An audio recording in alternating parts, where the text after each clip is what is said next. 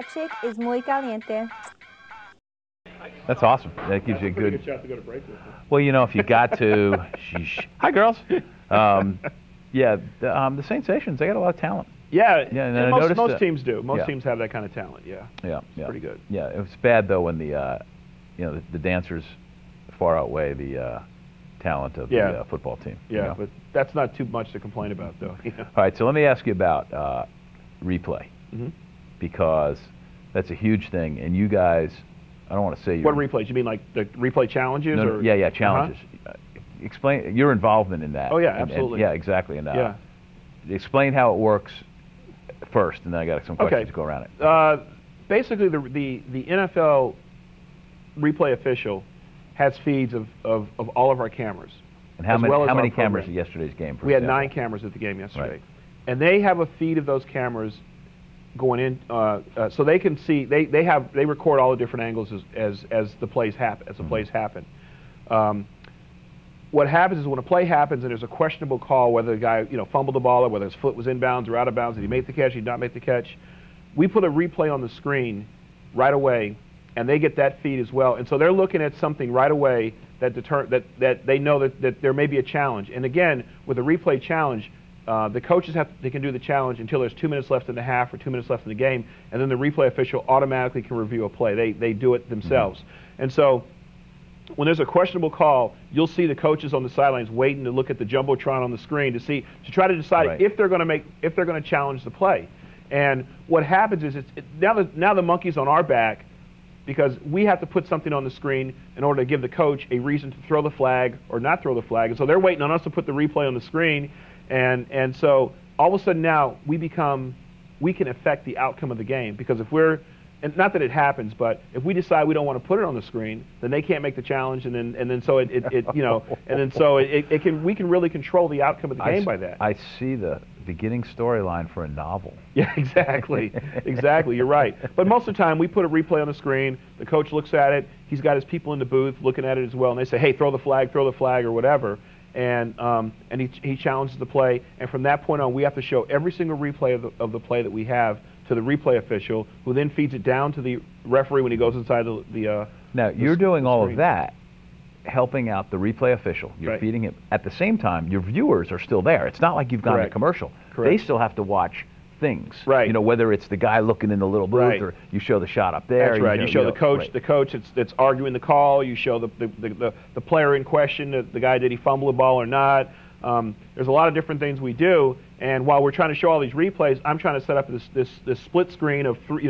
We have this triple box that we do with 3 boxes. One has the referee, one has the coach, the visiting coach, one has the home coach, and we may put in, instead of putting a coach in, we may put one of the players in there, the quarterback or the player in question, or whatever. So it's a lot that goes on at one time, and while we're trying to set up this triple box, we still have to put another replay on the screen. So we're setting the box, and all of a sudden the producer will say, go to VTB, and we got to put the replay. So it's like a Chinese fire drill for just a few minutes when all that's going on. That's crazy. It is. And have you had any games that have been particularly controversial and or definitive where you've said, man, we nailed it because of our camera angles or our replay, or we really helped the NFL and the broadcast because of this? I did the Jets against Jacksonville earlier this year, and on the last play of the game in overtime, Jimmy Smith caught a pass, and the defender pushed him, and he tiptoed on the sidelines and scored for a touchdown.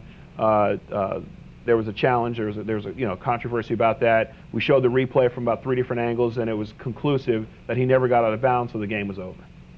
Awesome. Yeah. So those, it's great when you get it right. It's great when you have it. It's fun when you can have the conclusive angle. But obviously sometimes bigger games have more cameras, and I don't get to do the big game where we have 15 or 16 cameras, and so we have to, with the 7 or 8 or 9 or 10 cameras that we have, we've got to kind of be able to have the replays, the conclusive angles, just like the big shows do. Exactly. Yeah. Well, yours is a big show.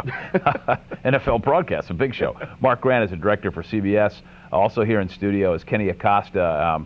Kenny, at the end of the show, is going to play Louisiana football. The NBA is about to start. That's going to be exciting as well. But right now, for me, it's all football and nothing else but football. All right, we got just about a minute, I think.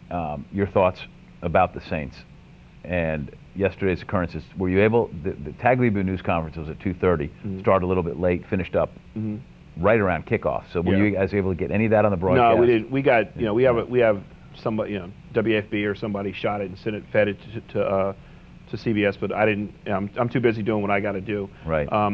I think that I'd like to see the Saints stay in New Orleans, but I think that under the current ownership, I don't think that that's going to happen.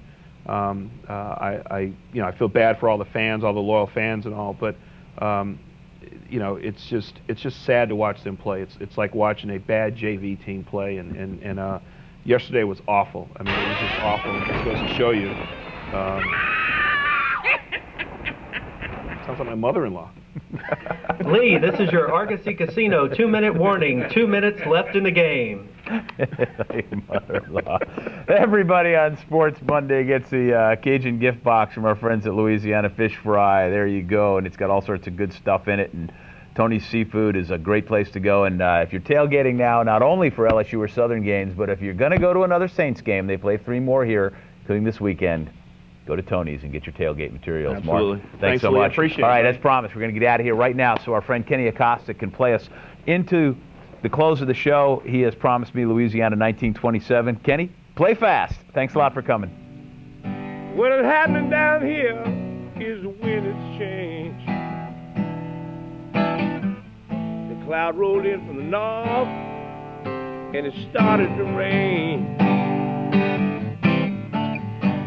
It rained real hard, and it rained for a real long time.